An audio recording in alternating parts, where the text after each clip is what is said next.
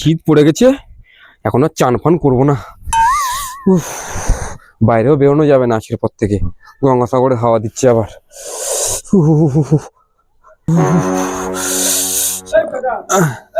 এই রে না কাকা, আমি এখন যেতে পারবো না। আমি যে ঠান্ডা পড়েছে, গঙ্গাসাগরে হাওয়া দিচ্ছে, আমার খুব ঠান্ডা লাগছে গো কাকা। আর যেতে পারি, আমার কিছু শর্ত আছে। কি শর্ত? দেশে তো এত আইন কানুন, হ্যাঁ আমার কিছু আইন লাগবে যেটা তোমাকে পাস করাতে হবে। হ্যাঁ, তোর জন্য আমি সব করবো, বল কি করতে হবে। যেমন সকালের গুড মর্নিং দুপুর 12টা পর্যন্ত গ্রহণ করতে হবে। তাই হলো। এরপরে আর গুড মর্নিং বলা যাবে না, দুপুর 12টা পর্যন্তই গ্রহণযোগ্য। আচ্ছা। আর সকালবেলা 8টা পর্যন্ত, 8টার সময়, সকাল 8টার সময় বাড়ির কোনো ব্যক্তি যদি কম্বল সরিয়ে দেয়, ঠান্ডা হাত যদি গায়ে লাগিয়ে ঘুম থেকে ডাকে, আতঙ্কবাদী হামলার সমান সেটা। আতঙ্কবাদী হামলা? হ্যাঁ, ওটা করা যাবে না। আচ্ছা, এটাও হলো।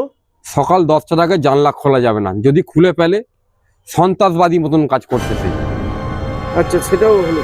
হলো। হুম। ঠান্ডাও লাগছে। হুম। আচ্ছা, সকালবেলা ঘুম থেকে উঠেই যেন 1 কাপ চা, এটা বাধ্যতামূলক দিতেই হবে। ঠিক আছে, ঠিক আছে, এই আইনগুলো পাস করছে। আর কি আছে? আরো আছে, আরো আছে। বল। সাবান মাখা শীতকালে বাধ্যতামূলক নয়, ওটা ছাড় দিতে হবে। আর চানটা নিজের ইচ্ছা মতন। ঠিক আছে। ঠিক আছে। আর এইটা? আর খাওয়ার পরে আঁচানো, খাওয়ার আগে হাত ধোয়া, এসব করা যাবে না শীতকালে। এগুলো টোটালি বাদ, অফ দিতে হবে। কেউ জোর করতে পারবে না আমাকে। আর একটা জিনিস, রাত্রি 9টার পরে যেন 144 ধারা জারি থাকে। ঘর থেকে আমি বেরোবো না, ডাকলেও আমাকে পাবে না।